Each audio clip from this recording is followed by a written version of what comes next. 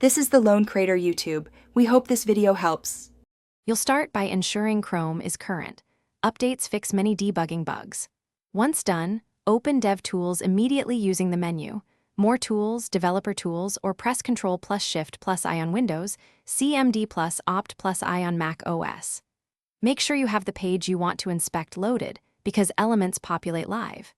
If you need extra features later, you can enable experimental flags at Chrome//flags, but avoid that until basic tools are working. Experimental options can change behavior unexpectedly. Now dive into the middle steps. Select elements to inspect DOM and tweak CSS values live so you see immediate results. Toggle the device toolbar with Ctrl+Shift+M to emulate mobile viewports and touch. This helps reproduce layout issues. Then open console for runtime errors, network to view requests and timing, and sources to set breakpoints and step through JavaScript. Make sure to disable cache, while DevTools is open if you need uncached resources. This combination reveals cause and effect quickly. Finish by configuring the UI to suit your workflow.